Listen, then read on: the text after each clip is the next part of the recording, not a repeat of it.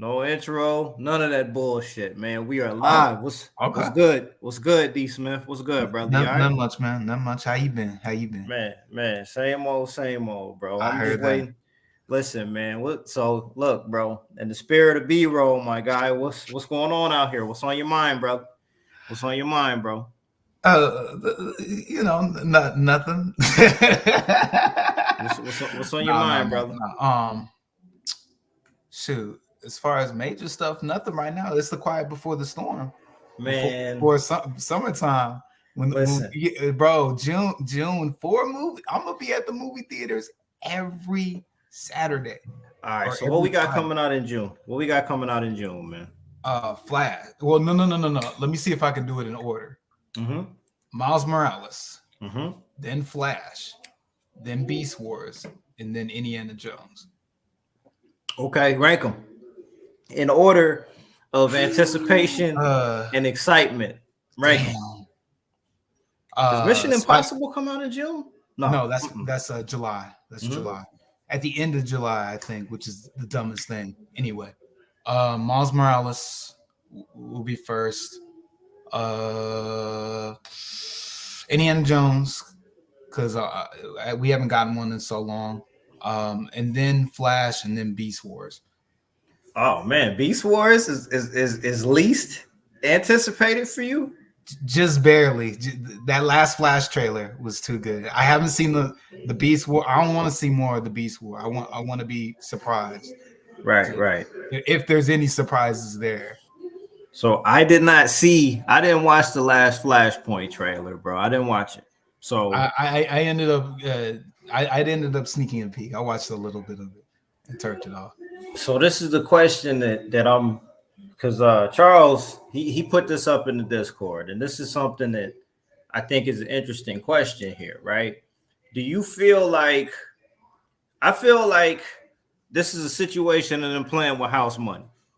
This is a no lose situation for those guys over at DC Entertainment right now. If the movie is good, it's a feather in their cap, and they can say to the fans, "This is a step in the right direction." Blah blah blah. If it sucks, if it's no good, they could still say, Well, you it was know, because of him. old regime, new team, all of that, right? We moving on to bigger and better things. This is something that happened just so that we can get it off of the books, right? So more likely than not, I think that movie's gonna have a good reception. I feel like the general public are going to go see that movie. The I do too. safe bet is that Flash wins June, right?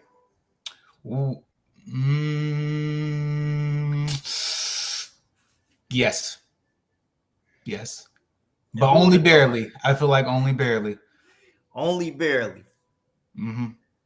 So you'll be there to see it, right? Yes, I will.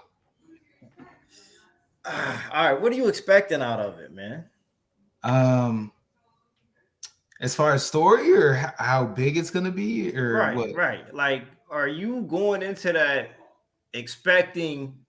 Because the hype is one thing to like get people interested in going to see it, but if this isn't really one of the greatest superhero movies ever, I mean, are you gonna hold that against anybody? You're not going into this with high expectations, right?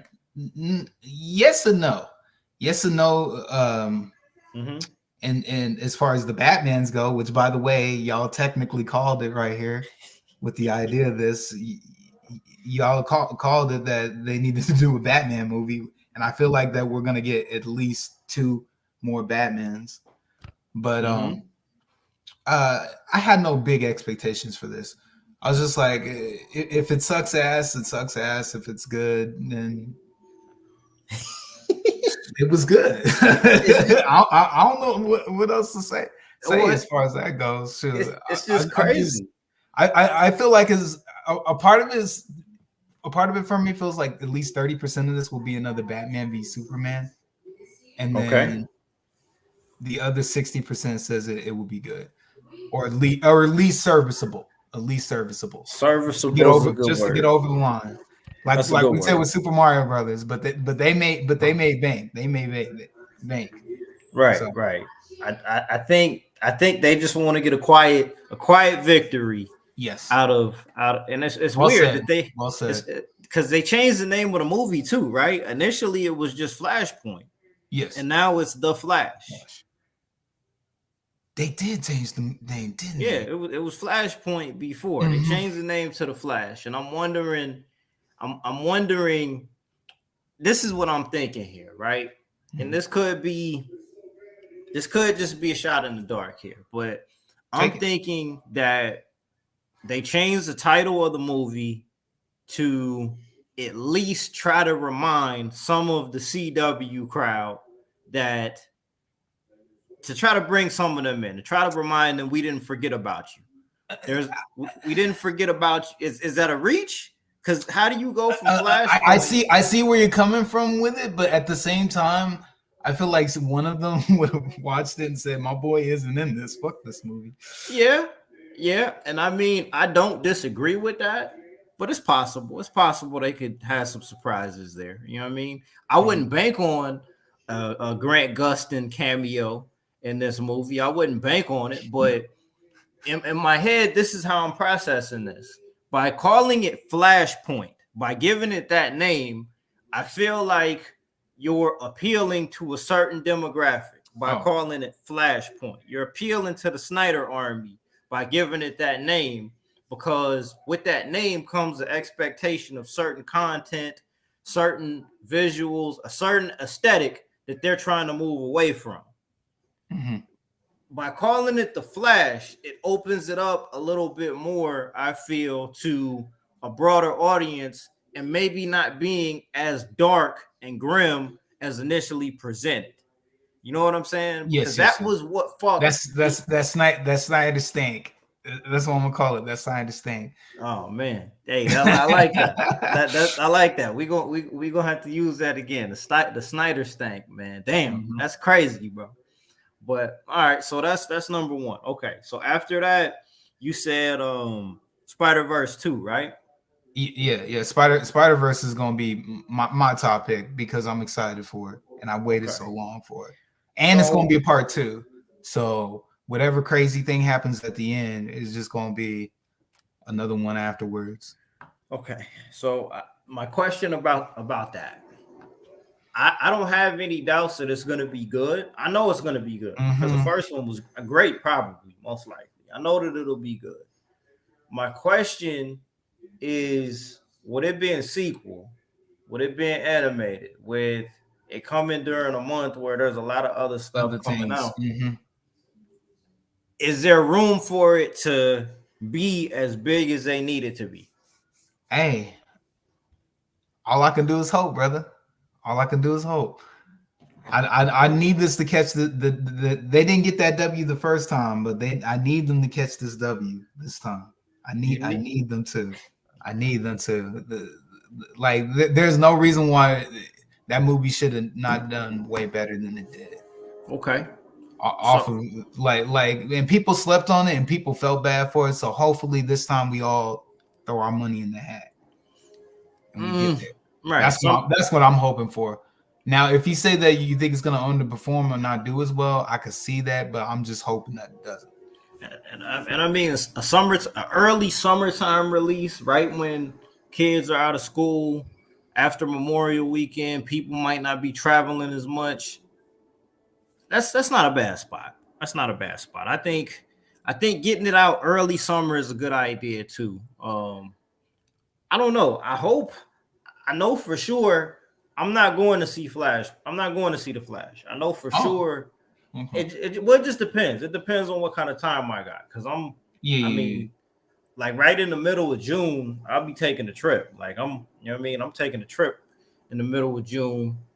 So it all depends. I mean, when does Spider-Verse 2 come out? When is that? Literally the first June 2nd. The first month, the first Friday of the month. And when does the Flash drop?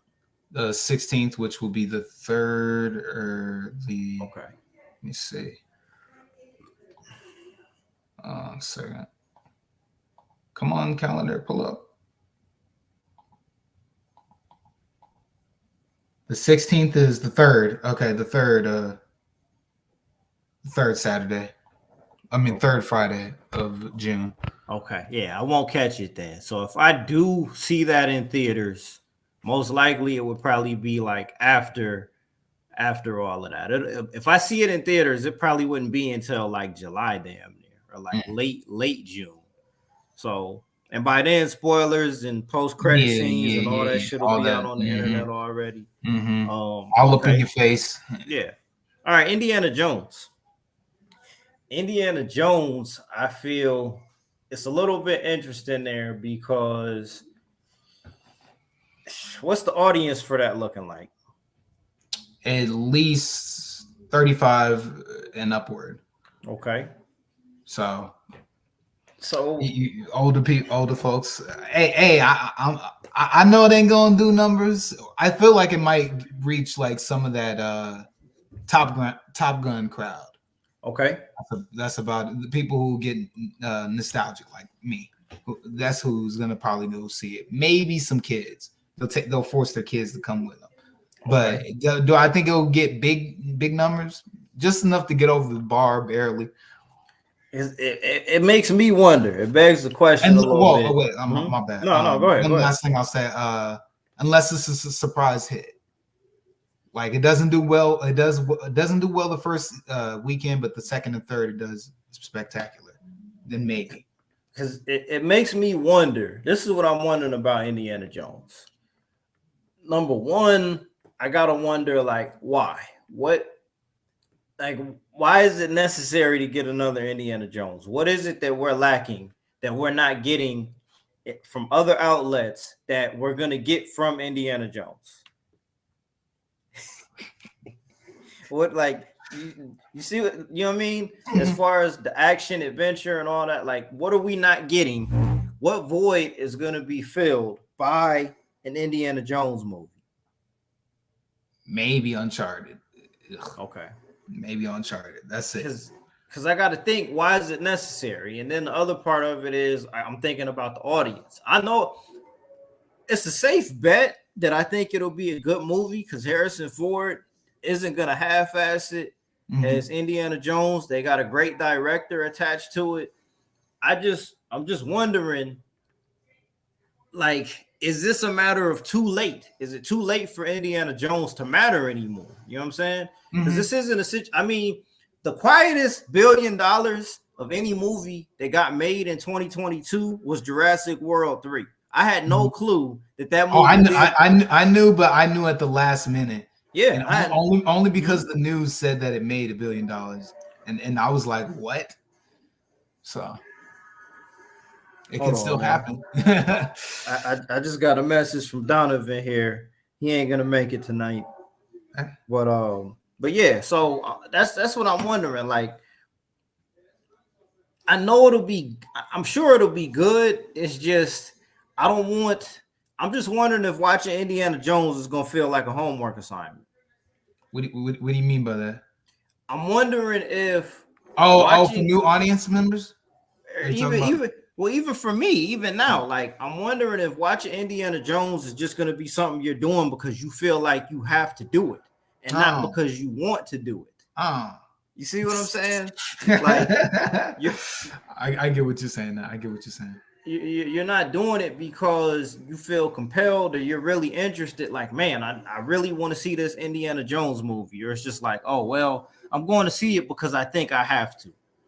Right? Like, that's kind of where I'm at with that. Okay. Hopefully it's good. I mean, it's possible that that's one that maybe me and my wife could end up going to see. Maybe, possibly. Slim chance, but maybe. And then Beast Wars, right? Yeah. Talk to me about Beast Wars, brother. Are you off the strength of Bumblebee alone is the only reason I'm going off the strength of Bumblebee and off the strength of Beast Wars is the only reason why I'm going to see this movie. Period. I think it'll be good, man. I think so too. A part of me when I saw that first one, I'm like, damn, dude.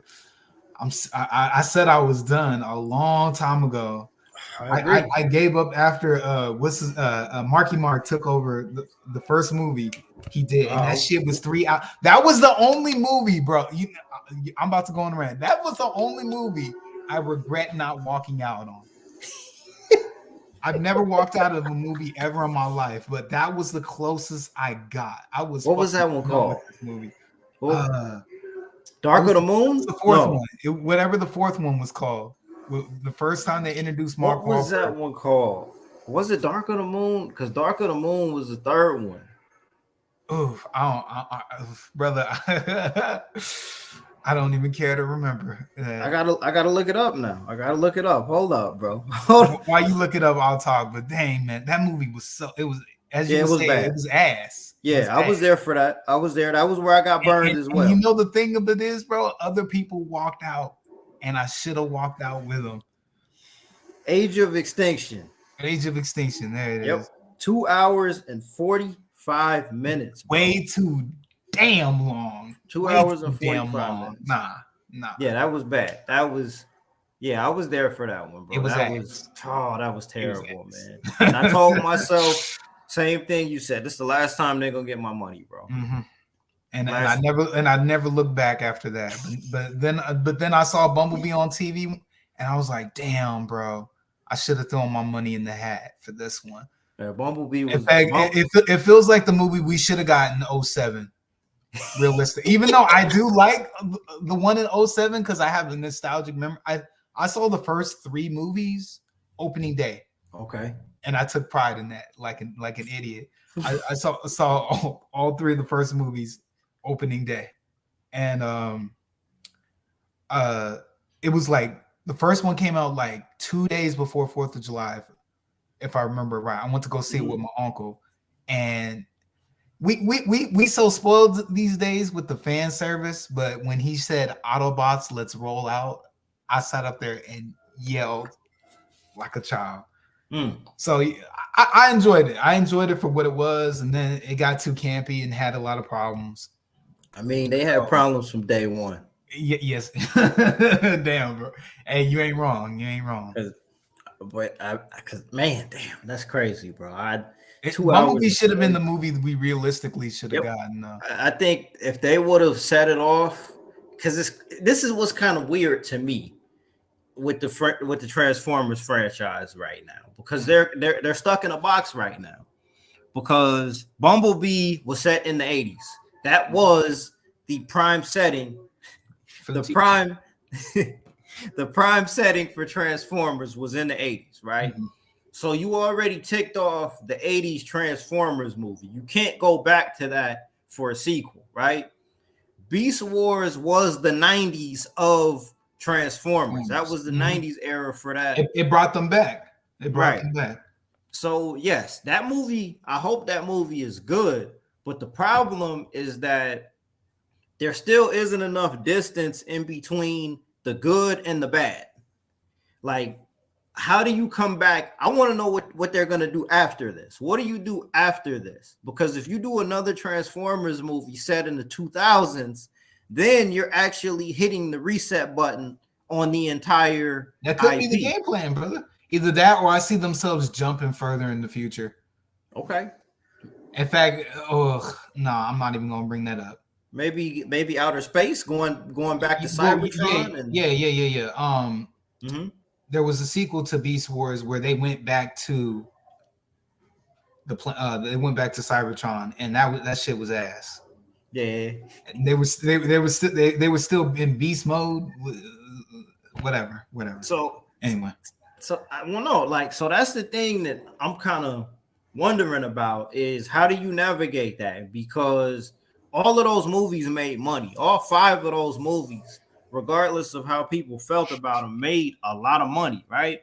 But in terms of the way that people look back on those movies, there's nobody that's looking back on any of those 5 Transformers movies and thinking, damn, like that was an all-time great 5 movies or something like that, right? Mm-hmm. Nobody's going to look back on that and think that those movies were any good. So how do you separate what's good between what was bad when enough time hasn't passed yet? So that'll be interesting as well to me. I think the only way that they get out of it with Hasbro is post Beast Wars. They got to do some kind of a crossover. They have to do a live action crossover, bro. But who? You know who, bro. Oh no. You know who. I mean, look. Are you gonna say Fast and the Furious? No. I wasn't gonna say Fast and Furious. What I was gonna say is that so in 2021, they did the spinoff G.I. Joe movie, bro. Yeah. That was gonna be the other one I was gonna say. I'm like, is he gonna say that or something else? And I didn't see Snake Eyes. I mean, I hear I did. They did Shaky Cam, brother. If they hadn't gone with Shaky Cam, it would have been a solid movie that didn't do well in the box office. Okay. It was a nice little. It felt like a throwback movie. I'll tell you that. Okay. Shaky Cam though, back like it was terrible. 2006. Oh God, man, it was bad. It was bad. I think it's time, bro. I think Hasbro, they got to play that card. Okay. If they want to keep it going, they got to do the G.I. Joe crossover, bro. Now, do we get new people or like? I don't know what that looks like, but that might be the card that they got to play because nobody really cares about Transformers anymore. That's not. I don't know how the toys are selling. To my knowledge, there's no like with Ninja Turtles. There's always a TV series or always something on television or streaming that you can go back. It's become Scooby Doo. That's the term I'll say. Scooby Doo. Exactly. There's always one around the corner for every generation. Right, but who cares about Transformers? Right. So that's June, man. That's the month of June. You plan on being in the theater for all of the movies, bro. You planning on being there for every one of those? Yes, sir. Okay. Look, we'll see. We'll see how things go because my plans might change, but other than that, no, I dig that. I'm gonna be very interested to see what you got to say about those, bro. You know what I'm saying? Let me text Majin real quick, man. See what he doing tonight. He probably running around doing something, man. But I mean, look, man. All right, so next question I got for you here, bro. A little bit off topic, man. But you mentioned in the Discord, man, that you've been reading some books lately, bro. What's on D. Smith's reading list right now? What's on the reading list, man? Thinking Rich, Being Rich and Thinking Rich, I believe it. I wish I had this. I wish you would have told me that. I would have just had the books propped. But it's a book on how to become wealthy and steps to making yourself wealthy as far as thinking, acting, and doing. What else? Diagnostics. It's a book on running, fixing things like old household materials, how to run diagnostics. And then what else? Oh, I told you Empire of Their Own, how Hollywood was made. Really good book. Really good book. A little too thick, but really good book. And that's about it for now. And then comic books. I've been reading the Terrifics, where basically they're the Fantastic Four on DC side. Avengers Forever, which is really, really good. It's basically like Endgame, like the scene from Endgame, but with like different dimension heroes. Like there's a Black Panther that's basically Spider-Man. There's Tony Stark is Ant-Man. Yes. It's like all of them, but they're a little different, and I like it. And they're fighting against like not Doctor Doom, Red Skull, and he has the Venom symbiote, so he's Black Skull. Oh, okay. So they switching some things up then. Yes. And they use my dude instead of using Johnny Blaze, they use Robbie Reyes, Ghost Rider. Robbie Ray is he's fire, bro. I hope they need to put fingers crossed they put him in the MCU with that Mustang. He's basically a young Dominic Toretto. I mean, but better. You actually care about him, and he isn't a piece of wood. Man, he ain't a piece of wood. Listen, man, Vin Diesel, man. Look, I don't even want to talk about Fast X right now, bro. Now that you said it, man. Oh man, like I want to go in there drunk, high, like fucked up. Do it. Sit down with a lot of food. Do it. And just I don't care. I don't care about anybody in the crowd getting mad at me, bro. Because why are we taking this seriously anymore? Well, seriously, I'm going there to simply hate on the movie. You going there to hate on? I'm gonna spend my money to hate on it. Movie.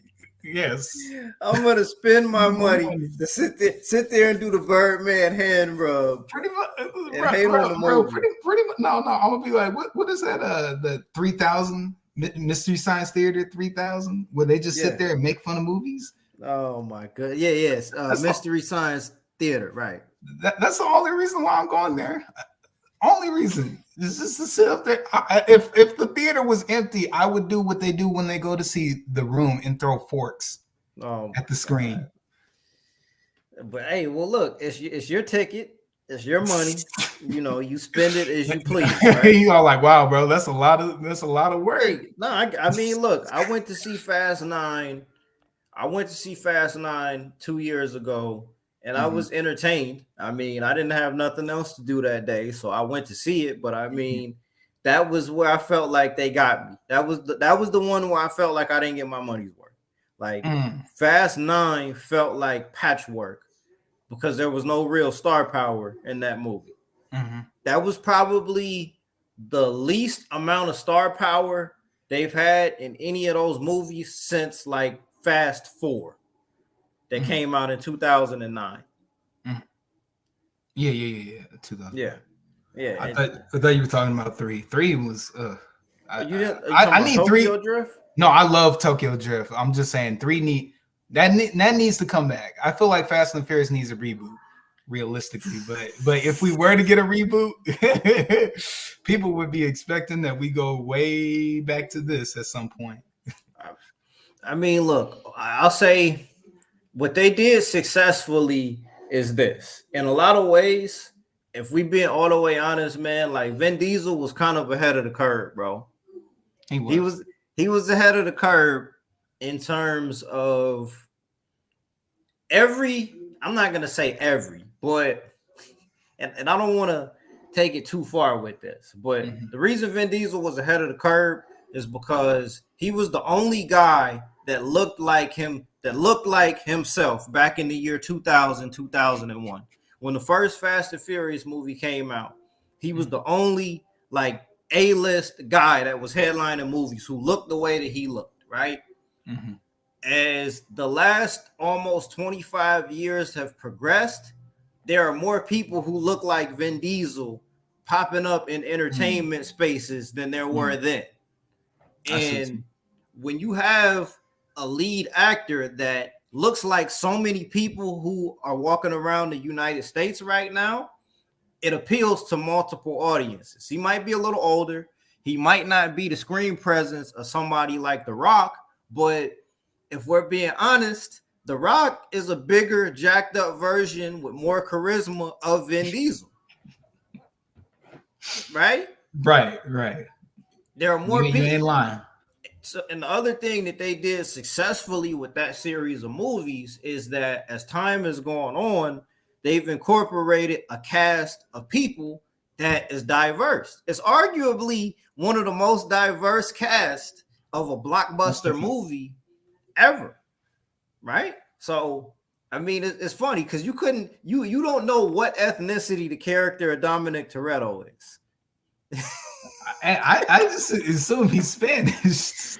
You have no clue what that character's ethnicity is, but you don't care either, right? No.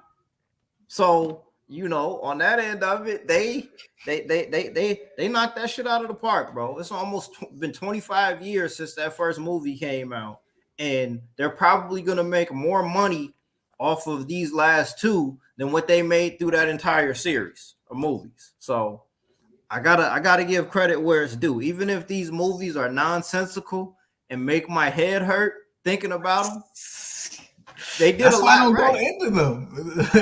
Anything that just make me mad, it's just like boo. There's a lot of things that they got right, bro. And you know what I'm saying? Mm-hmm. So I can't knock it, but I will not be in the theater to see that shit, bro. He said you can go, but I can't do it. I can't do it again, man. I can't. I understand. I'm not gonna blame you, my man. I can't. I can't. So there was a question that I asked Charles and Donovan a couple weeks back. It didn't make it to the recording. So I'm gonna ask you this here, right? Okay. We did the question of video game adaptations that we'd like to see go live action. Mm-hmm. Are there any? I mean, obviously, comic books are what's hot right now. Are there any comic book, graphic novel adaptations or reboots that you would like to see produced for live action? I got some. I can lead it off if you need a couple minutes. Lead off while I think, because there's okay. So I'm gonna give you a reboot first. I'll give you a reboot. I would love to see a streaming platform version of Sin City. Oh, I would love to see that. The first Sin City was a great. That's one of my favorite movies, dog. I love that first Sin City movie. That movie hit at the right time for me. That's all I'll say. 2005, yeah. I was going through that, that teenage years where you like seeing blood. Yeah, so that hit for me. It's campy enough, but everybody plays it so straight to where it's good. I could watch Sin City from the beginning to the end, from the middle to the end, last 5 minutes of it. I love that fucking movie, right? I saw the second one. The second one was okay. It just too much time had passed between when the first one came out. Gosh, man, that was damn near a decade, wasn't it? Yeah. The second one came out. Too damn long. I think the second one came out 2014. I want to say 2014. Sin City 2 came out the same year that the second 300 came out. Yeah, 2014. Both waited too damn long. Way too long. Both of those waited too damn long. Yeah, but I mean, 300 should have never had a sequel in the first place. I agree. That was like a "what the hell are we doing" moment when I saw that. Yeah, that was definitely what the hell we doing. But I would, with what they're doing on streaming now, I would love it if Netflix could get a hold of a Sin City and do like an actual TV series with the same visual aesthetic. There's so many stories in there that could be fire, bro. I would love to see that. I would love to see them see what they could do with Sin City for television and expand some of those stories that they did there, bro. I think that would be pretty dope.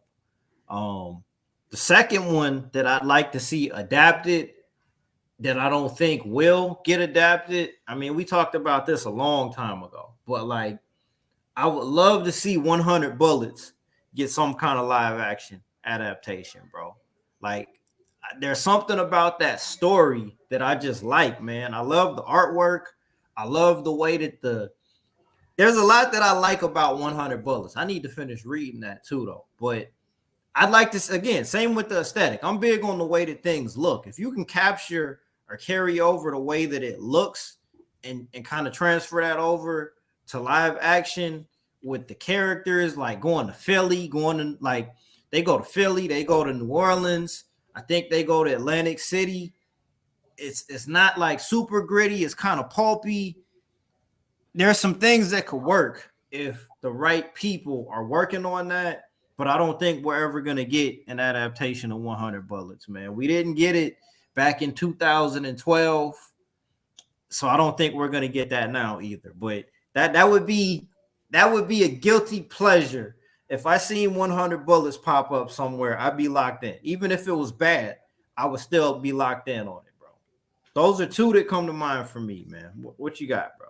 Damn, I got too many. I guess I'll give like 4 really strong ones, and then I'll cheat on the 5th one because this one is already in the works. But 4 Kids Walk Into a Bank. I would love to see an adaptation of that. Four kids walk into a bank. Yeah. Okay. Yeah. It's about kids doing a bank robbery. Yeah, and it's dope as hell. And the kids they act and talk exactly like they're supposed to. I would like to see that get a movie or limited. They need to do more limited series. It'll be like 1 season, but it'll be like what, 5, 6 episodes maybe. Lengthen it out a little bit. That would be really, really dope. Usagi Ojimbo. I need him to get I need him to get a real adaptation like Samurai Jack. That would be so dope. Have the Ninja Turtles crossover with him for a couple of episodes, because that does happen in the comics every once in a while. They'll come. In fact, right now they jumped over to his side of the world or his universe, and they're doing a comic through the guy who writes Usagi Ojimbo is doing a Turtles book right now. Okay, let me ask you this then. Okay, and maybe I shouldn't have just limited it to live action, because I think there are some things that could be done in animation as well that I didn't really consider like that either. Because I mean, Invincible damn near carried Amazon Prime, dog. So there's some stuff that could be done there too, man. It doesn't got to be live action. Damn. Now I'm just thinking I'm thinking about what a Sin City animated series would look like. I think it'll be better live action. I'd rather that. It could work either way. I think it could work either way. Cartoon. It had to be really good if it's a cartoon. As far as style, that shit can't look cheap. Or else I will turn that shit off real fast if that shit looks cheap. I don't want Sin City looking cheap. Okay.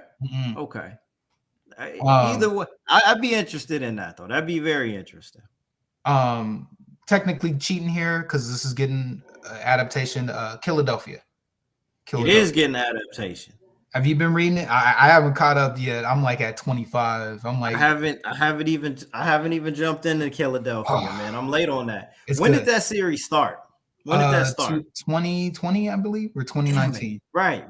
Like that's fairly new, man. I got to get into that because like, bro, you need to cop a number 1 before the prices go up. No, it's still cheap. Okay. So the specs is coming. The specs are on the way.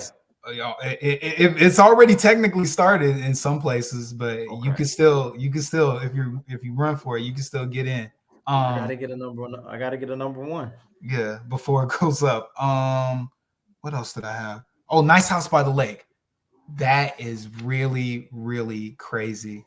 That would be an HBO Max series, and it's about an alien who is friends with a whole bunch of individuals, and he invites them over to this lake house, and he basically makes almost like a Garden of Eden for them as the world burns around them from the aliens invading. And yeah,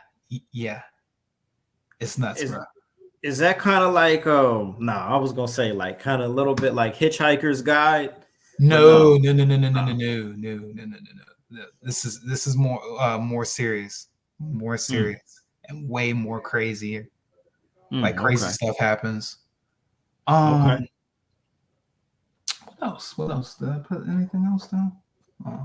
Trying to think what else. Damn, for adaptations. Want to get one more good one in there. Nah, I don't like Saga. No, not Saga. Ugh, Saga. Everybody loves Saga. Because everyone won't shut up about it. Something's killing the children. Haven't heard of that one either. I haven't. I've heard a lot of people talk about it. I have not read it. It's about a woman who's like Buffy the Vampire Slayer, basically. But and there's monsters, but only kids can see them, and it's very, very, very popular. Okay. So moving on from there, are there any comic books that you haven't read yet that you know at some point you need to get a hold of? X-Men. X-Men. I haven't even started with X-Men or reading more, because I only read the first 10 issues of the first beginning of the Amazing Spider-Man. But you know, that's too much shit. X-Men, more stuff with Mr. Terrific, but the problem is I don't like him being just a member on a team. I don't like team books. I've tried team books. Like this Avengers book and one Justice League one I really, really liked. Everything else on team like there has to be at least 4 good people on there for me to want to read a team book. Okay.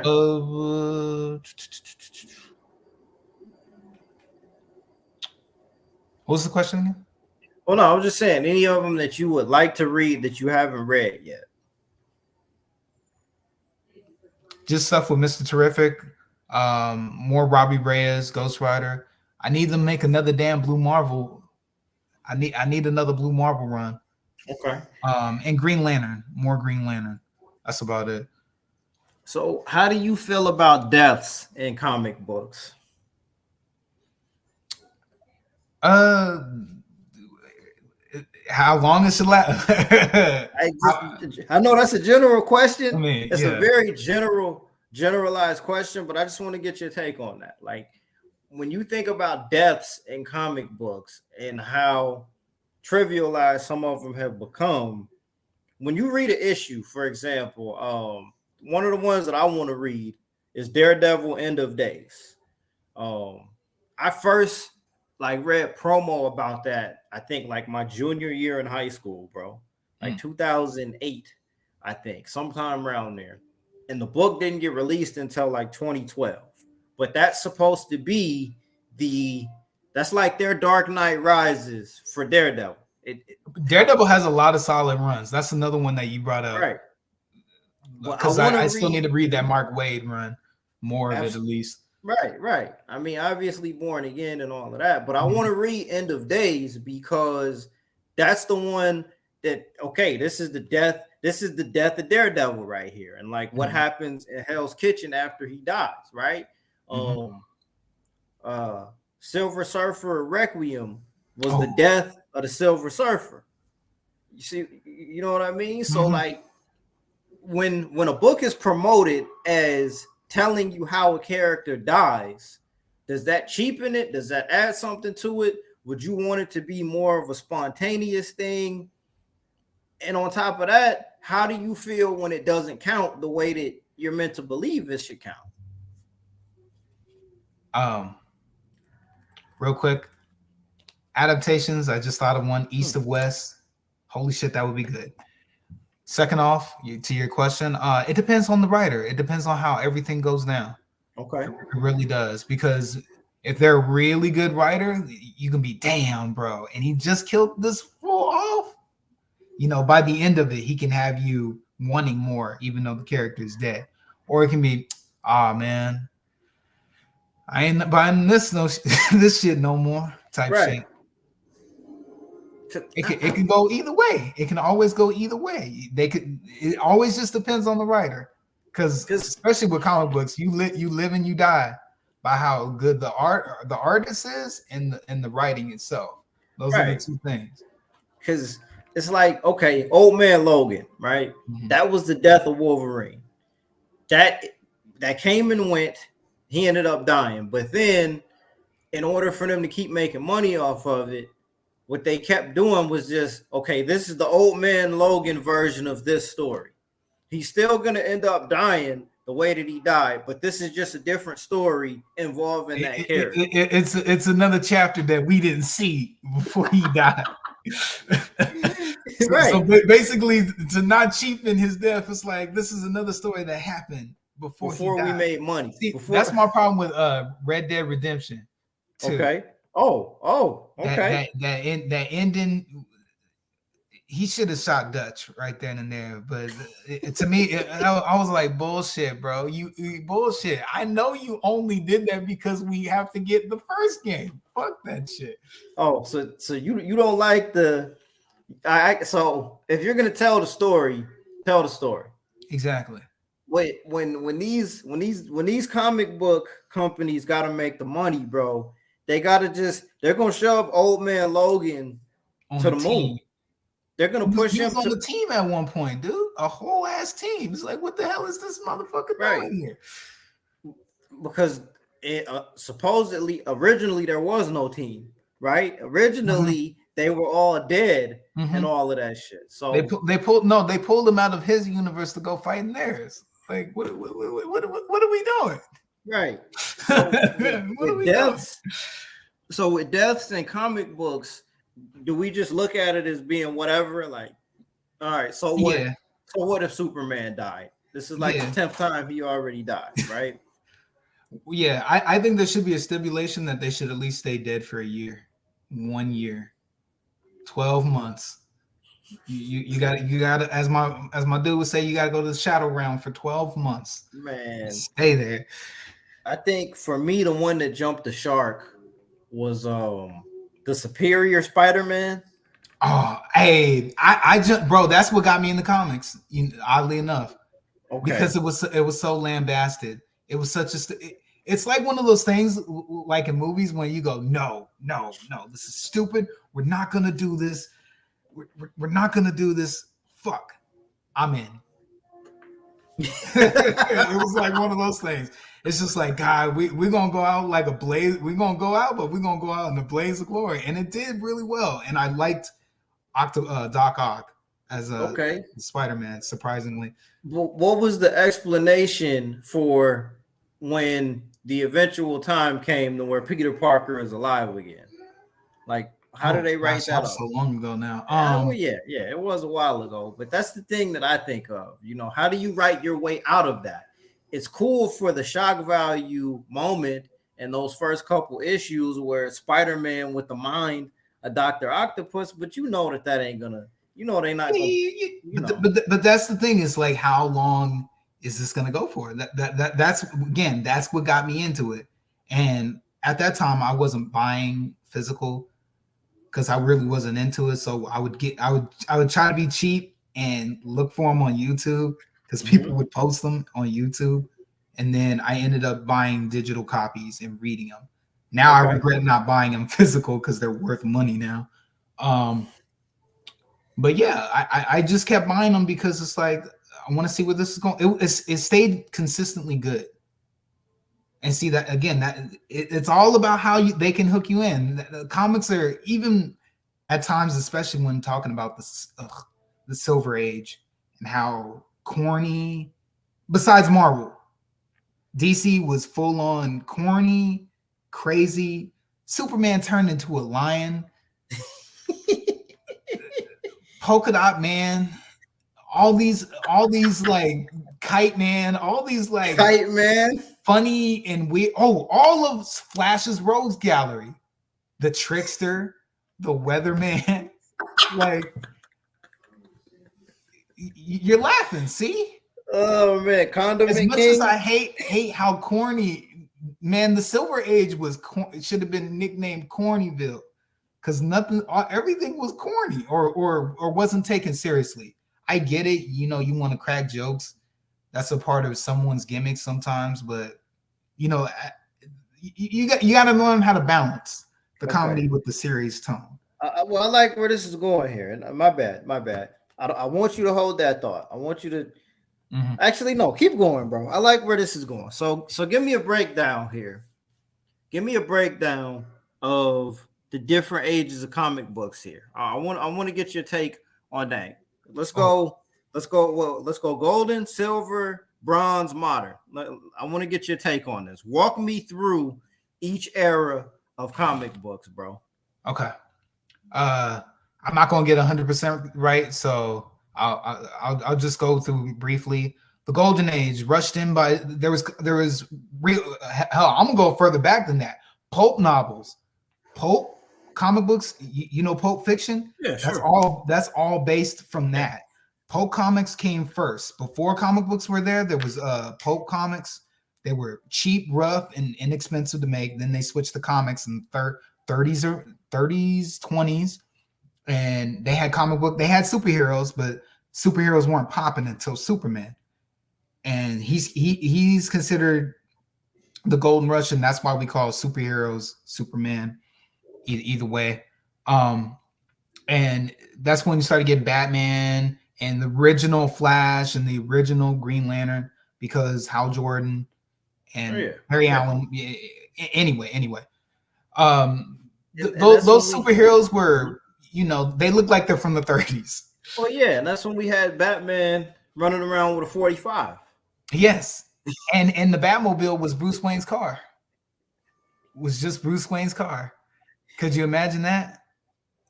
Just being a brown Lincoln, and Batman jumping into a brown Lincoln. Right, and listen, and he died. He fucking died, bro. Golden Age Batman. Yeah, they did write it, so he died. Yeah. That was the Golden Age for the most part. Those stories were very simplistic, but heroic and fun. That's all. A little campy but fun. Then you have the Silver Age. Oh Lord, Flash is responsible. You know, Barry Allen Flash is responsible for kicking in that generation, and that's when we first got Marvel. Was it then? And then we had what's considered the Marvel Age with Spider-Man, Fantastic Four. Who else was the original? The Human Torch, which came out and like right before World War II, I want to say. The original Human Torch was just his own superhero, and he was a robot that caught on fire, which I'll just excuse that for the times because that shit don't make no sense. But he could feel the fire at the same time. You're a robot that can feel fire, even for 30s standards. That seems a little, or for 50s standards, that's still a little weird. Who else? A lot of shakeups, because I'm trying to think of who else was major that came out during that time period.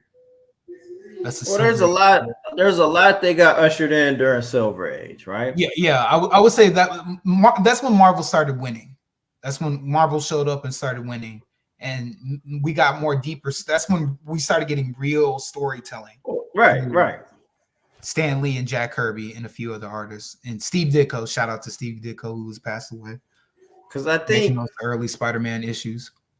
I mean, I would say, okay, if you had to put a decade on Silver Age, what are we talking? 60s, 70s? 60s. 50s through 60s is the Silver Age. Not going into the 70s. Unlike other people, the Bronze Age to me starts when the X-Men, giant size X-Men. Okay. Other people have their own opinions. Dark Knight, which was in the 80s. Well, yeah, with how crazy that got. Well, yeah, we'll take this a little slow here. Okay, so Bronze Age. What's the biggest separation between Bronze Age and Silver Age? More serious, more dark. This is the beginning of the darker heroes. This is when Punisher first arrived. Now hold on. No, my bad. I didn't mean to interrupt. No. Go. When you say darker, I wouldn't necessarily with Bronze Age. I wouldn't necessarily say darker per se. I would say with Bronze Age, it was a little bit more realistic, because dark is when we get into horror comics too. Right. Okay. Which was during that time, which was dark, a little dark. Because I don't with X-Men, I wouldn't. Okay, if they're Bronze Age. Mm-hmm. I wouldn't associate the X-Men with necessarily being dark. I would associate them with just an elevated way of telling their stories. I never felt like Days of Future Past was dark, or that Dark Phoenix. It was bleak. yeah, I wouldn't put that in the same category as a Watchmen or a V for Vendetta or a Dark Knight Rises. Mm-hmm. That's just my take on that. I don't know if you agree with that or disagree with that, but I agree. I agree, but I think of when you mark an error and attach something to it, you want to go with the generalization of it. X-Men weren't dark, but there were like other things in there that were dark during that time period. Oh yeah, the Captain Marvel storyline. Oh gosh. But I think that might have been the 80s as well. Oh yeah, actually you are right. 80s. That is the 80s. So the Bronze Age, and then that is part of the Bronze Age. The 80s is the Bronze Age.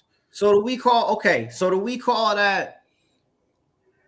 What are we calling that era? Is that the Dark Age? Is that the Modern Age? What are we calling that era right there?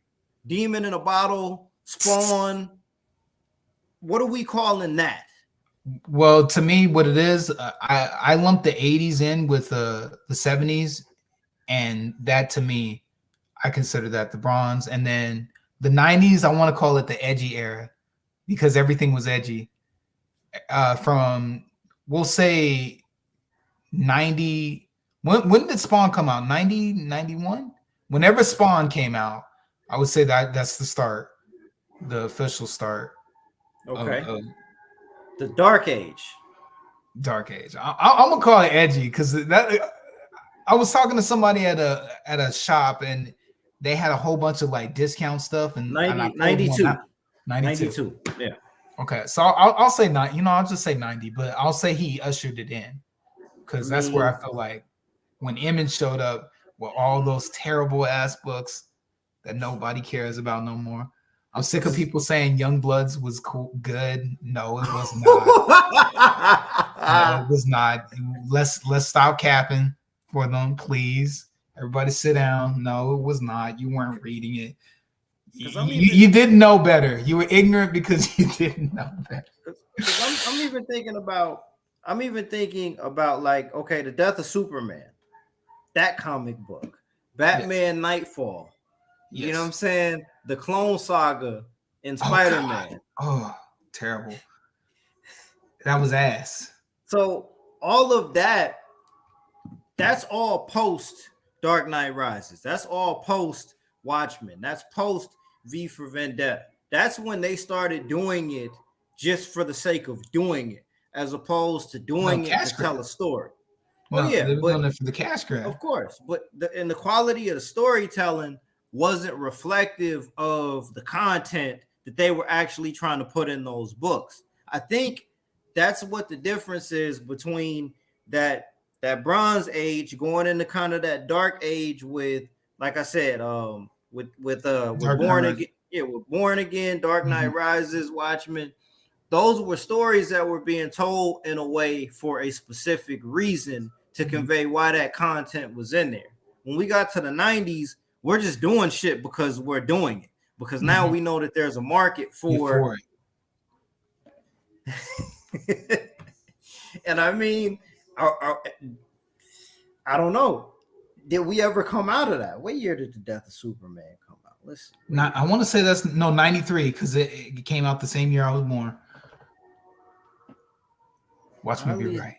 Oddly enough, yo, this is being like, what the like Superman with the Jerry curl, man. Oh, Superman. Well, he had a whole ass mullet in the 90s. Man, all I thought about was "Don't take my heart." 93. You're right, 93. So it just makes like, and I'm glad we kind of were able to break that down a little bit, because it's not to say that there weren't good things that came out of each of these eras here, but it just makes me wonder like what the progression of some of this is, right? So that leads me to my next question for you here, D. Smith. Are there any of them that you started reading that you were not able to complete, that you couldn't finish? Because there's one that sticks out for me that I started that I just couldn't do it, bro. It's more like I haven't put them down, picked them back up yet, but I mean, because I get a lot of stuff. Hal Jordan's Green Lantern Corps. That's really good. and it has all the Green Lanterns, Hal, Guy Gardner, John, and Kyle. All 4 of them are in there at the same time at one point. I just had a lot of other stuff. That's the only reason why I hadn't picked it back up. I tend to not go for long. See, and that's why I haven't started like Spider-Man again and a lot of other stuff, because they run. I'm trying to look for cutoffs, so I know, okay, I can dip now, because I don't want to go past 200. After that, that's too long, especially for superhero stuff. That's why I aim for more non-superhero stories that are long, because I know that their narrative being told, like East to West. East to West is written. That show needs to get a TV show. East to West. It's about future cowboys, and I'll say this: Kill Bill. If the bride was deaf, almost same story, but if the bride was deaf himself, and it took place in the Wild West, futuristic West, really good. Yeah. So what's your? My bad. I don't go for anything too long, and if I do, it's because I know that it's either at the end, near the end, or I know that the story is good and I can keep going. Okay, and I get what you're saying. When the superhero storylines go, so when they tend to the more they extend, the more watery it gets. It gets very watery towards the end, and you're like, just hurry up and wrap this up. Well, the main problem is like a lot of those are just issue to issue or a couple of issues, and nothing major happens. You can't be like 200 issues in and some goofy shit happens. You'd be like, all right, man. That's enough. Man. Did you ever read any of like the DC Crisis events? Did you ever read any of those? No. I'm just gonna go to Linkara and watch his videos. Listen, if I have to. Maybe if somebody recommends like a certain part, like read through this to this, then maybe, but nah. I tried to read Final Crisis because I liked the artwork that they put on the covers. That was like, oh man, to this day, that's some of the dopest like cover art that they've done, man. There was one with Darkseid where he was on the cover. I want to say there might have been a Green Lantern cover. That was basically the joint where Batman got hit with the Omega Beam. That was the big event. Batman gets hit with the Omega Beam and gets vaporized. I tried to read that, and it was like, nah, this ain't gonna work for me, bro. I don't care about Plastic Man. I don't care about Atom Man. I don't care about. I know, and that's my problem with teams, bro. That's my problem with teams. When you have too many people that you don't care about, it's almost like you just want to go and just move on to the things you do care about. And it's not even like a team. It's like y'all are basically trying to include every character from DC Comics in this, you know what I mean? In this whatever. And it's like, let's just get to the part where Darkseid is out here tearing shit up. Let's just get to that part. I don't want to read about all of these characters that nobody fucking cares about, right? And the big twist in all of that is Batman didn't actually die when he got hit with the Omega Beam. He got hit with the Omega Beam and was transported back in time. Yeah. You know, yeah. Oh, there was the other one that I wanted to read. I got Blackest Night. I got the whole issue of Blackest Night, and I do want to read that one. My homeboy ended up sending that to me once when he moved back down to Texas after he separated from active duty. But I want to read Blackest Night because I know that that's one of those good kind of universal stories. Did you read Doomsday Clock? I heard it was a shit show. They still working on it, right? No. Doomsday Clock ended in 2019. Canceled. Okay. No, it ended. Okay. And this is where it kind of got a little muddy for me because I got back into reading comic books when DC Rebirth started because New 52 just didn't appeal to me at all, right? So when DC Rebirth started, I thought everything that DC was doing up until Doomsday Clock ended was going to be revolved around that one story they were telling. And I looked like a fucking dumbass after all of that because the DC Rebirth story was really good. And the Button was a classic. That was a classic, bro. That was a Flash and Batman crossover that went back to the Flashpoint universe, ended all of that, and really was setting up. It was setting up the events of Doomsday Clock to be like the Super Bowl, right? Mm-hmm. Then they did the Oz effect, where Clark Kent's dad was alive all along and was basically going around and trying to get people to help him against a threat that nobody had seen yet, which was Dr. Manhattan, right? It was so good. It was like, man, late 2017, DC Comics was doing a fucking thing with the storytelling they were trying to do leading up to Doomsday Clock, right? Like you had I'll put it up in the Discord. You had the Reverse Flash getting like half his body fucking vaporized by Dr. Manhattan, telling Barry Allen and Batman that he saw God. You know what I'm saying? Like shit like that. The Oz effect. You had Jor-El telling his son, like, son, you need to be ready for this, right? I get to reading the Doomsday Clock, and they made no reference to any of that. There was no reference to anything that happened in the Button.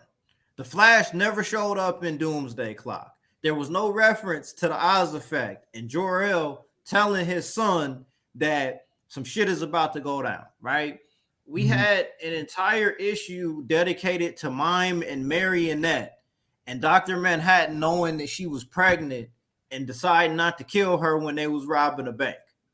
Like, you know what I'm saying? It was a whole lot of great artwork, but the way that they went about telling that story and the execution of it was poor, bro. And on top of that, it took the first Doomsday Clock issue came out Thanksgiving of 2017. The second one dropped the following month. Then it went to 3 months out, 4 months out. You know what I'm saying? And it's like, yo, I'm reading this book right now that is basically like watching paint dry, and I gotta wait 4 more months to get the next joint. You know what I'm saying? Yeah, towards the end, we got the big crossover where the world of DC is about to end, and you get the panel with all of these characters doing all of this. And basically, it was the story of Dr. Manhattan discovering that he still has a heart by watching Superman. Superman inspires hope in Dr. Manhattan. So there's no situation of Superman being outdone by Dr. Manhattan or any of that. The hope that he sees, bro, like this is, I'm gonna tell you how it ends. All right, I'll tell you how it ends. Because the Watchmen universe is supposed to be the real world. In the DC universe, apparently, but not really, was created by Dr. Manhattan, alluded to being created, right? Okay. Because in the real world, superheroes don't exist. So it ends with Dr. Manhattan leaving Earth. It ends with him saying the Earth doesn't need me anymore. But he was on Mars. Right. Well, what ends up happening is that things get worse. So Doomsday Clock is more of a sequel to Watchmen than it is a crossover with the DC universe. Okay. It's just a sequel that features the DC universe, but that's not what we were told initially. You know what I mean? There's so much I could say, but I'm gonna try to give you the short version of it. Everything gets worse after they find out Ozymandias lied about why the alien he created destroyed half of the world. So in their world, everybody's really about to push the button. That world is about to end because they found out Ozymandias lied. The action he took that he thought was going to save the world did the opposite, right? So Dr. Manhattan takes this journey to the DC universe and decides, I still can save my world. He decides the world doesn't need me, but I'm going to create my own Superman.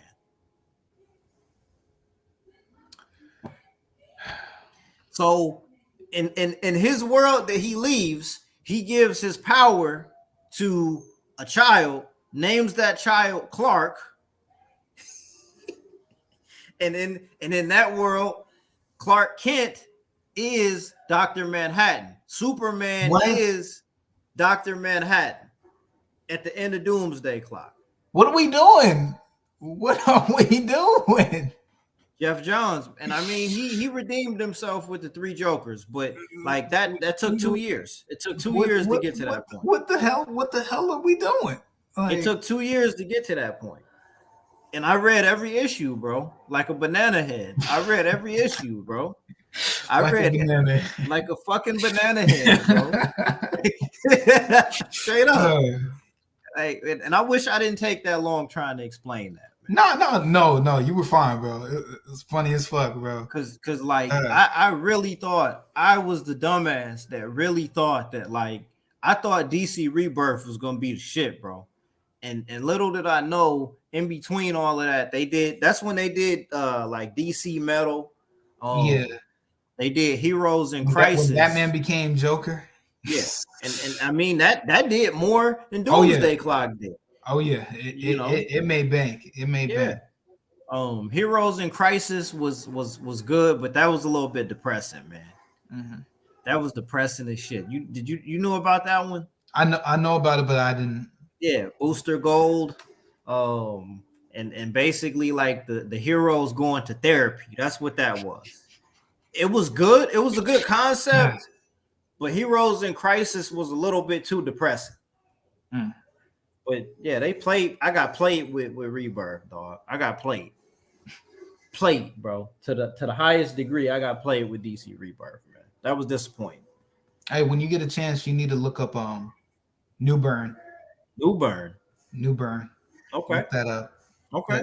That's something up your alley. I'll just say that and let you be surprised. Yeah, I'm gonna watch the story op and let me know if you decide. I'll just say it like that. Yeah, I'm gonna have to check that out, man. I'm gonna have to check that out. I would like to talk about O Kingdom Come, but it's not time yet. It's not time yet. I'm blown away by that joint, man. Charles did his thing, man. With what I'm making it through, the artwork, the characters, like it. You definitely feel some things reading O Kingdom Come, man. I do. The only thing that it was like a pilot episode, so it's like that's all I get. That's and that's not knocking my brother. It's just like you. It was good, but I was like, I wanted more. He knew what he was doing. He definitely knew what he was doing. Because it just felt like it felt like a pilot episode, like a classic pilot episode. That's all I'll say. A good one. Okay. All right. So, that brings me to this here. I want to say, well, I'm gonna throw some things, some joints out there, man. I'm gonna throw some comic book titles out there, characters out there. All I want to know is overrated or underrated. Oh, I'm gonna enjoy the hell out of this. Overrated, underrated, man. All right. Let's see here. I'm gonna start with one of my favorite characters here, bro. Gambit of the X-Men. Skill set, look, story arc, all of that. Overrated, underrated. Dang, if we were back when he was still more relevant, I would have said overrated, but now I'll say underrated. You would have said you would have said Gambit was overrated? Yeah. Okay. Back when what's his face was supposed to be Gambit and he was supposed to get that solo movie. Oh yeah. Back then I would have been like, he's overrated as a motherfucker, but now nah. Underrated. Okay. All I don't know if Donovan is if he's gonna like this or not. It always starts with the X-Men though. Cyclops. Overrated, underrated. Overrated just a little bit. Just a little bit. Because I would throw in a third category of properly rated, but that would kind of ruin the purpose of doing this. So you think Cyclops is slightly overrated? Slightly overrated. I agree. Okay. I agree. They did a little bit too much when we started making Cyclops a descendant of Egyptian pharaoh. and that's why I didn't. That shit was crazy. When you know Cyclops is bro. All right. Jean Grey, overrated, underrated. Underrated by now. But I would have again back in the day definitely overrated. But now I say she's underrated. I'm inclined to agree with that. What I liked about Jean, this is what I always wondered, right? If she trained herself, could she do what the professor does in addition to what she's capable of doing? Most definitely. She out jumped him just by being the Phoenix. Right. She out jumps him. So if she really honed and tweaked her skills, she would definitely. In fact, I'm surprised they haven't done that as a story arc, him dying and her taking over. Because she is like one of the people that would literally be able to use the Sentinel. Because in terms of what the professor is able to do and what she's able to do, like what's really the difference? Exactly. You know what I'm saying? She's younger. She's younger, I guess. Well, okay. He doesn't do as well now. He does more, but he used to just sit in the wheelchair. Because initially she wasn't able to read minds. She could move things with her mind, but she wasn't a telepath, right? Right. Okay. Right. Yeah, I had to think about that for a minute. Yeah, she could. Okay, that's where the difference was. She wasn't trained to be able to communicate via telepathy yet. Okay, so you're saying underrated. I agree. I think Jean Grey is underrated, bro. Storm. Don't do it. Don't do it. Underrated. Good answer. Underrated. I think Storm is underrated as well, dog. Like she gets it done, and like just that power to control the weather is just that's one of the dopest things. And I'm glad there's only one of her. That's damn near a god tier power. Yeah, man. That's damn near a god tier power. I'm just happy that there's just one Storm, and I could be wrong. I don't know if they've ever done other characters with that power, but I'm glad there's just one, bro. I feel like she's basically Mother Nature. Man, just an advanced version of Mother. She's basically advanced. Even when she wears her traditional garb, she basically just looks like Mother Nature. That's fire. Like when she's in Wakanda and not wearing the Storm get up. Like when you see her do her powers, she looks like Mother Nature. Yeah. I'm surprised they don't call her that. Okay. All right, I'm gonna throw out a couple more X-Men, and then we'll move on to some other ones here. All right, Mr. Sinister, overrated, underrated? Right now, overrated because he nasty motherfucker too, man. That's a nasty. Mr. Sinister is like the nastiest motherfucking comic book character ever, bro. I feel like, never mind. I'm not even gonna say that, but I ain't even gonna say that right now. I'll say that for the Discord, but so overrated, right? Mm-hmm. Okay. Apocalypse.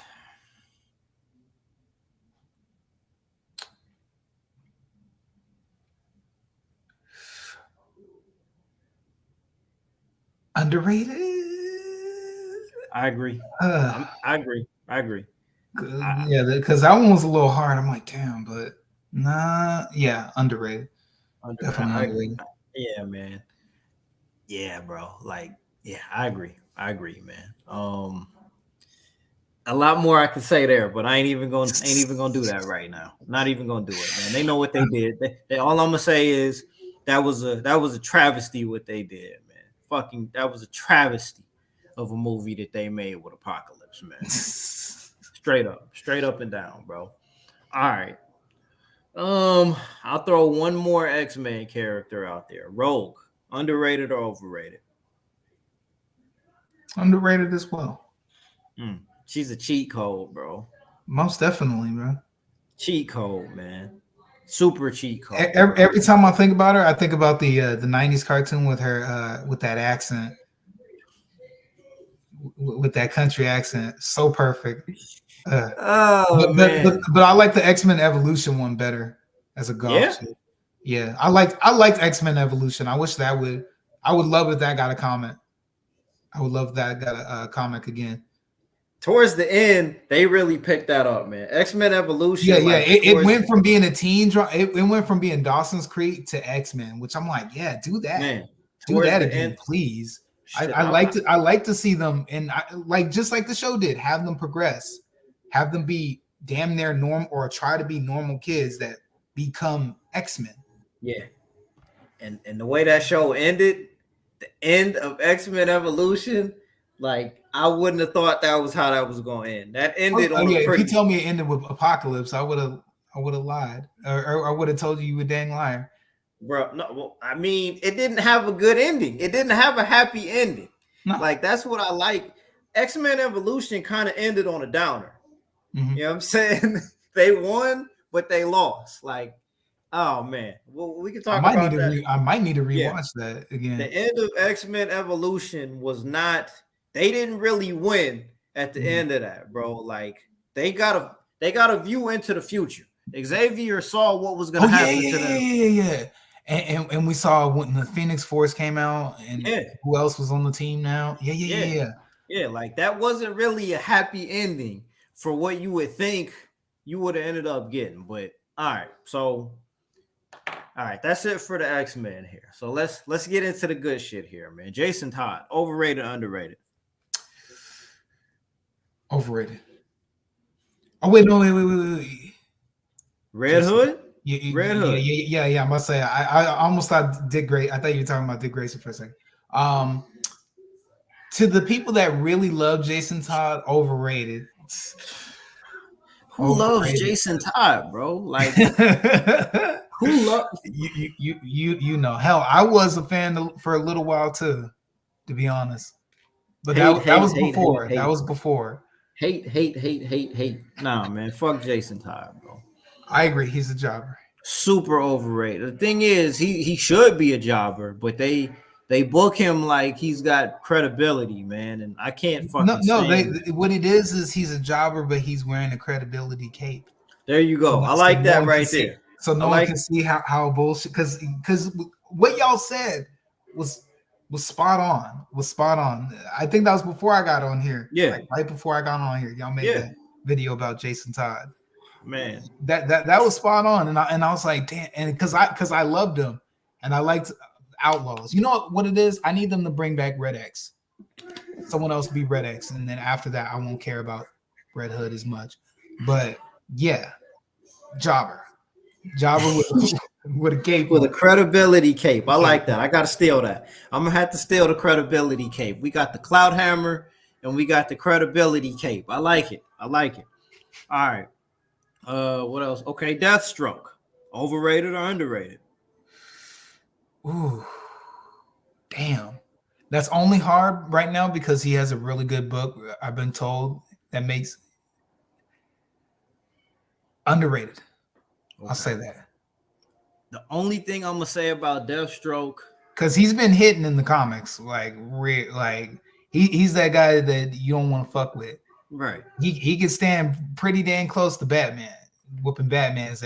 Batman didn't get away clean on some of them fights. I'll say that. This is what I was gonna say though.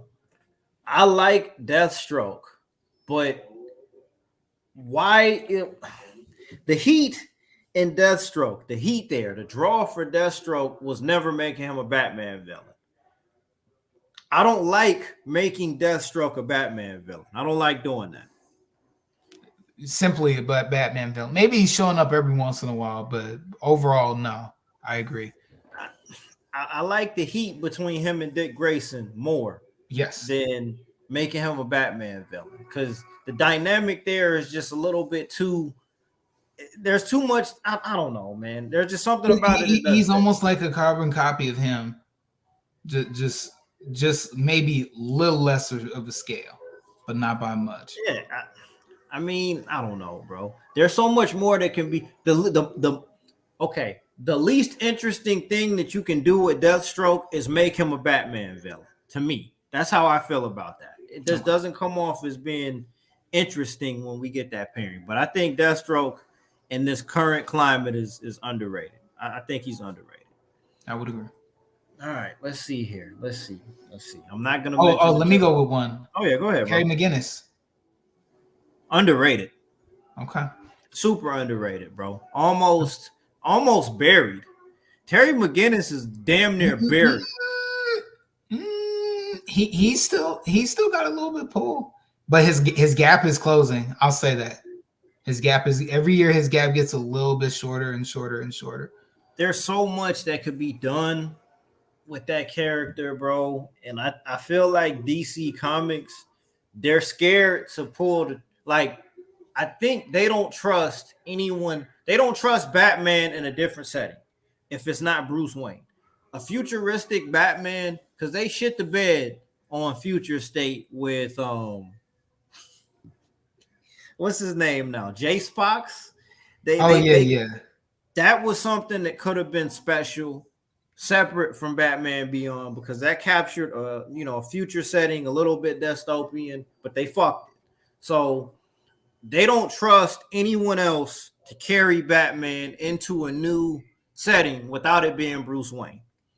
Terry McGinnis is super underrated, bro. Like that would have so much appeal now in 2023 with a whole older fan base that's our age and a younger fan base because of technology and all of that, but they just don't see it that way. So super underrated in my book, bro. Super underrated. Okay. Yeah, I got Let's say you got another one. Darkseid. A little overrated. Okay. They overexpose, at least right now they overexpose him just a bit. I'd like to know some more bigger heavy hitters that could do well besides him, because it seems like all you see is him a lot of times. And I have no clue what the anti-life equation is, bro. I don't know what that is. I've looked it up. What is the explanation of the anti-life equation? I think it's when used, it will enslave everyone, like people on Apocalypse. It'll enslave everybody and make them slaves. Something to that extent. Okay. I mean, how do you? What is he? I mean, look, I got a T84 right here, TI-84 right here. Like, does he put the anti-life equation? does it shoot out and spread to the universe afterwards? Yeah, how does he? What is the from my looking it up? He hasn't gotten it. So because once he gets he hasn't been able to map it in because he hasn't gotten it yet. Hey, what's the do we gotta get does he need a software update after he figures I think it's on a piece of paper and he has to spend 2 hours converting. Gotta get his calculator out. Yo, like for real, what's the mechanism? On the throne, it says, let's see here. Hey, what's the mechanism in order, once you get the equation, what's the mechanism of implementing it? You know what I mean? Is it like a spell? Does he say da shada do da body da or something? Right. Like because it's not magic, right? It's science. It's not magic. It may be magic. So I don't even know. This is like, bro, again, whatever. That's so yeah. That's funny, bro. That's crazy. I need to know what that means. I don't know what that means, bro. Why do I imagine like the old Darkseid from Super Friends and someone animates him using the calculator? And it's just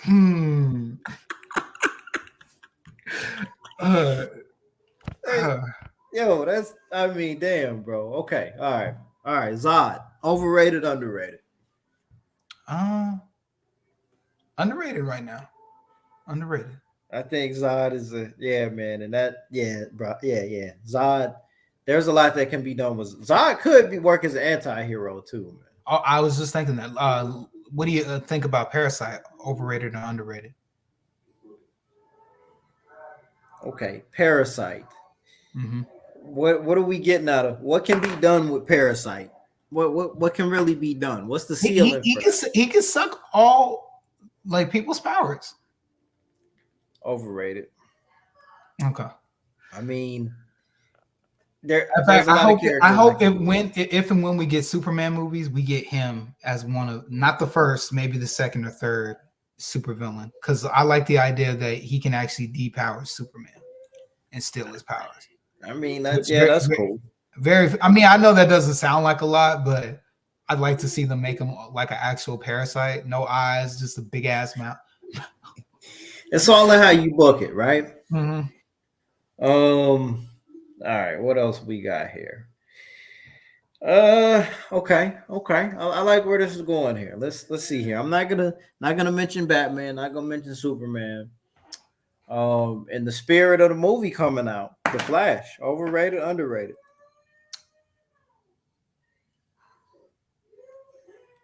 Wally West, underrated. Barry Allen, overrated. And I'll leave it at that. What's the difference between the two of them? You remember the Justice League show? That was Wally West. That was Wally West. That's my Flash. I don't get the hell up out of here, Barry Allen. I don't want your punk ass over here. Fuck out of my face. I think that's been a problem there too, man. Because to me, the Flash that's on the TV show is Barry Allen. Yes. The Snyder cut, the Snyderverse Flash is Wally West, and that's how they should have kept it. Wait, what? You don't think that that's more Wally West than Barry Allen? Oh, okay.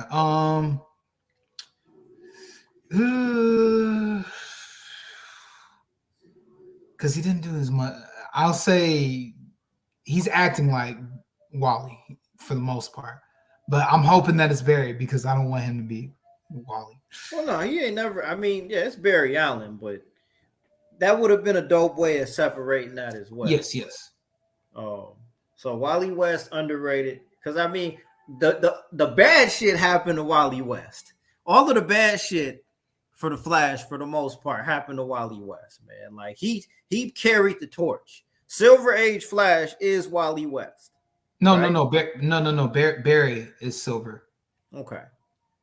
Barry took over from Jay Garrett. Yeah. Okay, I had it a little bit reversed there. Okay. All right, let's see here. Couple more here. Shazam. Overrated, underrated? Underrated. Most buried. Definitely underrated. Buried.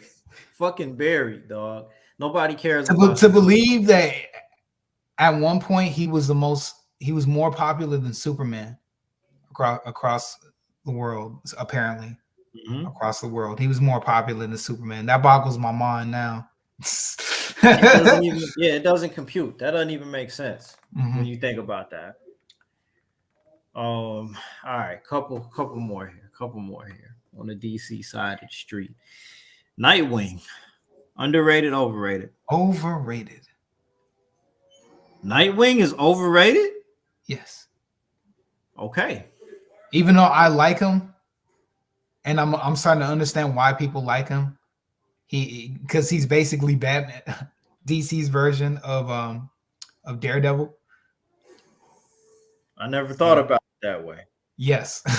so I didn't either until someone told me. I'm like, damn, that's actually spot on. Yeah. After that, my bad. Go ahead. No, I was gonna say after that, I just thought to myself, that's it. This is my question with Dick Grayson, though, right? Do you like Dick Grayson more as Robin? No, I actually like him better as Nightwing. Because I feel like with Dick Grayson, there's kind of a Green Ranger, White Ranger dynamic with Dick Grayson. I feel that's how I feel. That's spot on. 'Cause when you I think think of that's spot him, on. how do you view him? How do you view Dick Grayson? Do you think of him as Nightwing or do you think of him as Robin? I think because he's had so many Robins now, he's been Nightwing for so long. I think of him as Nightwing because he's gone through damn near 3 Robins, right? Yeah, and one of them is his son. Fuck Damian, man. I actually like Damian. I like Damian depending on who is writing him. Okay, I put it that way. Depending on who's writing him at the time is depending on if I like him. Because I like him being dickish and arrogant, but I don't like him being an asshole. If you're catching the difference between what I'm saying.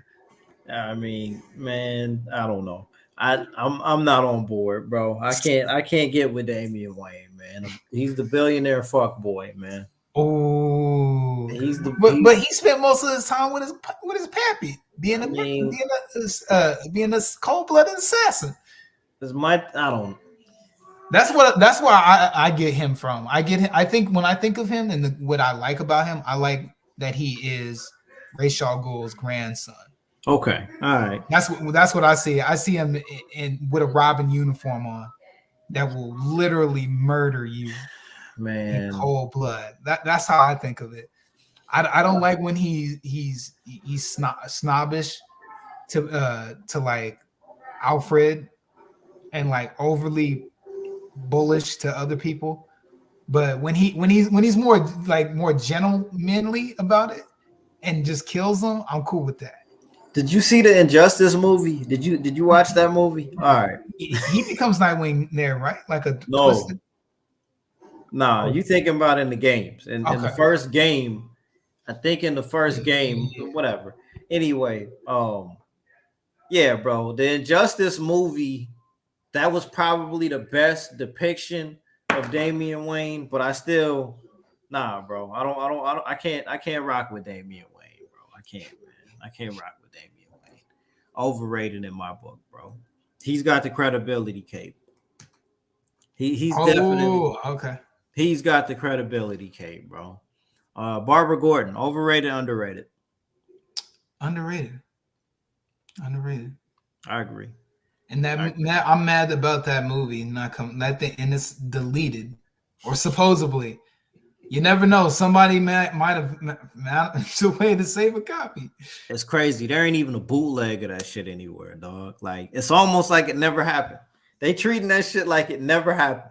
That's gonna be one of those movies that how it should have gotten made, or movies that got canceled, or chopping block. Like, bro, how does the New Mutants? The New Mutants got a COVID release, dog. That got released during the pandemic, but we can't get dead ass, bro. Straight up and down. Like that might have been, I think, the first, like either the first or second movie review we did on this channel. Like that got a COVID release, but there's no record, no footage, no trailer. Nobody anywhere has a bootleg copy of the Batgirl movie, bro. Like nobody. You know what I'm saying? Is there even like a poster, promo, any of that shit? They could have got. I think there's I think the only thing there is concept art and shots that were on footage or on set shots. Yeah. And this is a whole movie. This is a whole movie that was whole completed. All it needed to do was get put in the box. And management came up to there, rushed and pulled that shit out of the box and threw it straight into the fire. $100 million. $100 million. Just like that, right? That's crazy. And they said, what are we going to do about money? We'll do it as a tax write-off. And then he just turned around and walked away. Yo, delete the files. They just straight up and down, bro. That's insane, bro. That's insanity. But underrated, right? Underrated. All right. I'll throw last one. Let me think on this. Okay. Dr. Manhattan. Underrated, overrated. Underrated. Interesting. Okay. We ain't seen. Well, no, we had Watchmen, HBO's Watchmen. So ain't gonna go into that, but that's the last time we seen him. Last I think time there's we'll still, ever see him. huh? Last time we'll ever see him. Okay. I think between Doomsday Clock and the Watchmen TV series, it's better that we don't see. It's better we don't see that character anymore. I agree with you though. I like, man, Dr. Manhattan was such an interesting character because he's really at his core. Dr. Manhattan was an asshole. He was just an asshole, bro. Like straight up and down. You think about that character arc, he was really more human than anybody on that team. He just didn't realize it. You know what I'm saying? Mhm. Like, how many guys, and I'm saying this respectfully, how many guys get end up with that girl they want to get with and get bored? Oof. And get bored of the Oof. woman that because he didn't have to work hard to get the woman of his dreams, quote unquote, right? Silk Spectre was the woman of his dreams once he became Dr. Manhattan. He fucked her and then got bored with her. You know what I'm saying? And said, hey, everything else anyway. Different conversation. Last one. Silver Surfer. Overrated, Underrated as hell. And I ain't just saying that because I know it's your favorite. Yeah. Definitely underrated. That video I sent you. That was fire. Oof. And some of that artwork, oof. Yeah. That one that looked like it was like copying Jack Kirby's art was whoever that may be one of my favorite artists because he also did Defenders with Blue Marble in it. That artwork looks just like Jack Kirby stuff, man, but cleaner. Yeah, I gotta get back on the surfer shit, bro. I gotta get back to that. There was, I don't know which one it was in that video. I think they showed like a panel where he was like drowning in blood or something like that. Oh man, that shit was hard, bro. That shit was hard. I think that's the guy that did Kingdom Come. That dude's art is also really good. Yeah, man. Yeah, but I mean, bro, I'm glad we got to talk a little bit of comics, man. It's been a while. One last one I want you to do. Miles Morales, underrated or overrated? Ooh.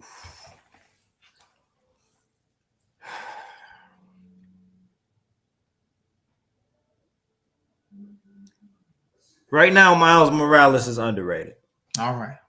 Right now, he's underrated. The game, I mean, the Spider-Man Miles Morales game, you consider when it came out during the pandemic. It was hard to get a hold of it, but that game was really just a DLC pack. Yes, they charged $60 for. It was a DLC pack. That was a cash grab there. They still haven't addressed a live action Miles Morales. That may or may not happen within the next decade. I'm sure it'll happen at some point. Spider-Verse 2 is on the way, but Miles Morales is still the people's champ. He's still underground enough to where that character hasn't reached the summit of pop culture yet. Guys aren't going to the gym. Yeah, but he's caught a couple W's though. Oh yeah, of course. He's on merch. He's even with the kiddos. They got him with the kiddos now. Yeah, of course. So I think he's catching a few of them. Oh yeah, I think in terms of what the character is doing, and also in popular culture, we haven't reached peak Miles Morales yet. There's still, I mean, Peter Parker is still Spider-Man right now, but Miles Morales is the people's champ right now. When you go to the gym, it hasn't gotten to the point yet where people are going to the gym wearing Miles Morales t-shirts yet. Okay. Couple kids with Halloween costumes, yeah, action figures, all of that, but I haven't seen the Miles Morales Happy Meal yet. I haven't, but I've seen his bumper sticker. He's on the way. That character is on the way. On the way. After, I think, yeah, on the way. Not overrated though. Not overrated yet. But Yeah, man. All right. On the way out, I'm gonna ask you the same question that I asked Donovan and Herschel when I was on live with them the other day. Because this is, I mean, the Milestone Comics conversation is just super interesting to me. Their history is interesting. There's a lot of tragedy in that as well when you think about the efforts that it took for them to get where they were going. Bro, This is my bro. If they only got Static, only needed like a few more issues, and hardware too. That 50, I was crying. I was like, damn, bro. And the fact that we haven't gotten another run until 2020. So this is my question. This is the question that I asked them on the, and shout out to Black Comic Lords as well. But this is the question that I asked them when I was on there, right? If Dwayne McDuffie were here now, right? With his vision, with his credibility that he had from the television industry, with his credibility that he had as kind of the figurehead of Milestone Comics, combined with his credentials in television, if he was here now, how different do you think Milestone Comics as an IP, as a brand would be? And inherently, if he was here, would it be safe to assume that that brand would be stronger as a result? He would have been the next Stan Lee. We would have already gotten at least a phase down with him, and the comics would have been much stronger. Okay. That's what I would say. It's just like what he could do and the things that he did. There were people at DC, they would say things that took them weeks and days took him a day, maybe a week to write. He was writing like fire ass stuff that no one could touch, no one could touch. And even when from interviews from people who worked with him when he was doing the comics, they would talk about how much he would give him tips and how he was good at like finding the right people to put in the right places, or people that were really good at being in the place that they were. So all I see is more of that continuing with a lot more artists, and a lot more creatives. Do you feel that would it have been possible if he were still around?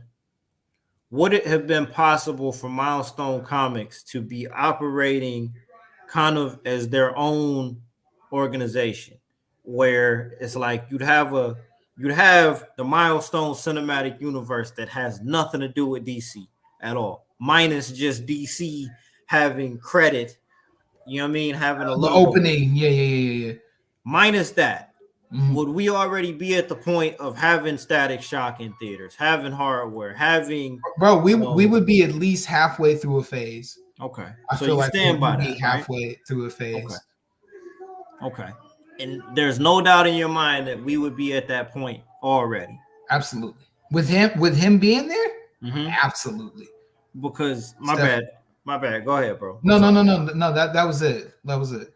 Because my take on it, and I mean, this is my take on it here, just to kind of expand on what I was saying the other night.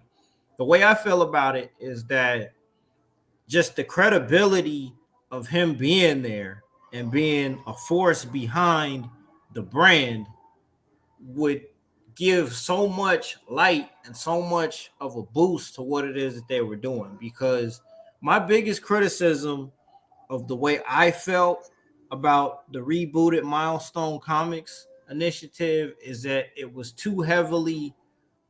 they relied too heavily upon DC Comics. It didn't feel authentic to me personally. Reading those first couple issues of Static, reading the first Icon and Rocket, reading Hardware as somebody who was new to those other characters and just kind of digging and doing research on the people who were writing the comic books and all of this here, it didn't feel authentic to me. It felt like somebody else's vision of what they thought Black owned comic books should look like, right? Okay, I see what you're getting at. For what they were doing back in the day, they already had the vision and executed it according to the vision that they wanted as the creators, as opposed to what DC editorial wanted for those characters. You know what I'm saying? It felt more like when I do my research and look at what they were doing with old school Milestone Comics, that felt like they were approaching that situation as partners to DC Comics. We're doing this, you're just going to put out the product. Now it felt like you're going to do this because this is what we want you to do. You're doing this because we are allowing you to do it in this space because this is what our vision is for what you guys should be doing. That might be a harsh criticism, but that's the way I feel. And without some of that old guard there from what they was doing back in the day, that's the way I'm feeling about this now. And if Dwayne McDuffie was still here, I think we'd be getting more of the authenticity. I agree. Unfortunately, I'm hoping that with their initiative, which maybe this is still you being 100% right, but we haven't still gotten books from them yet with the new initiative that they have. There haven't been there isn't a good influx of books coming in. It's just one a month, and it's like, come on, man, like drop like 1, 2, like drop them. And these writers that they have, it's like, where are they at?